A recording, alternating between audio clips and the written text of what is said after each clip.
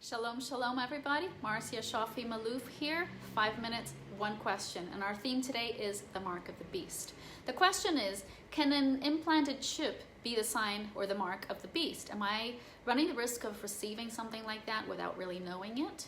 So the chip is referring, this implant is referring to something we can put in under our skin to open a door, to have GPS tracking, to have personal information as a patient when you get to the hospital, something of the sort.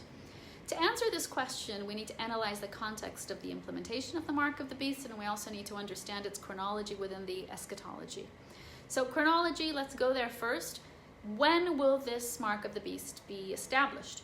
Daniel 9:27 says, "And he, the Antichrist, will strengthen a covenant with many for 1 week of years," that's 7 years. But in the middle of that week, halfway in, 3.5 years in, the Antichrist will put a stop to sacrifice. That means there will be sacrifice somewhere. And remember, this covenant is done centrally with Israel. So, temple in Jerusalem, hint, hint. And on the wing of abominations will come one who makes desolate. This language of abomination, of desolation, comes from other texts in Daniel, other 3 texts. And Jesus positions this in the eschatos, in the end times, in Matthew 24:15.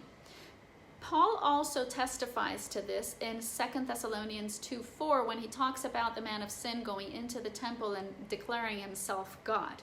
So when you know the abomination of desolation has to do with there being a temple in Jerusalem and the Antichrist going in there saying, "I'm God."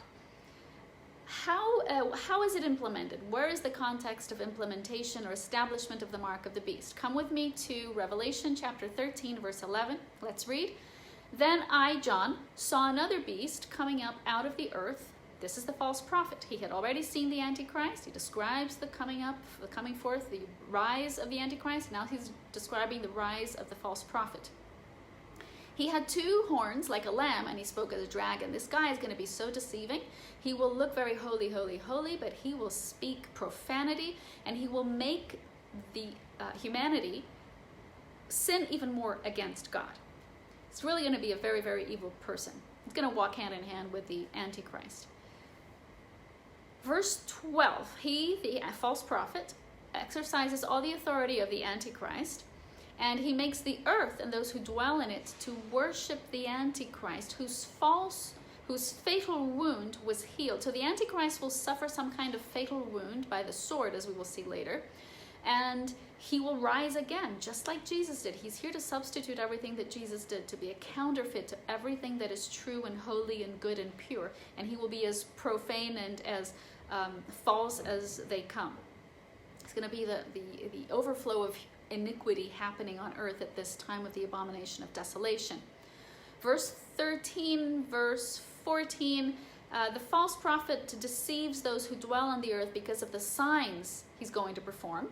And he will tell those who dwell on the earth to make an image to the beast who had the wound of a sword and has come to life. So this Antichrist has died, he's come to life. The false prophet is telling everyone to worship him and also to make an image to bow down and worship before that image.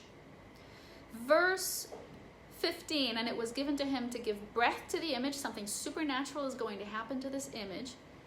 "And the image will speak, and everyone will have to worship or die." This is death penalty for anyone who doesn't worship the beast, the Antichrist. Verse 16, "And the false prophet causes everyone, small, great, rich, poor, free men, slaves, to be given a mark on the right hand or their forehead." This is where we get the implant idea of a chip being the mark of the beast. And he provides that no one will be able to buy or sell except those who have the mark of the beast, or the name of the beast, or the number of the name of the beast. So what is the conclusion here? The conclusion is that no one will receive the mark of the beast unless they worship the Antichrist, under the command of the false prophet and in the middle of the tribulational week. So all of these items, have to be in place for us to know this is happening. And no one will receive the technology of those times unless they worship. So these things go hand in hand. You worship, you get the technology. You don't worship, you don't get the technology. And if you're caught, you die. So in the end, regardless of the technology, what really counts is worshiping the beast. Please do not worship the beast or the Antichrist.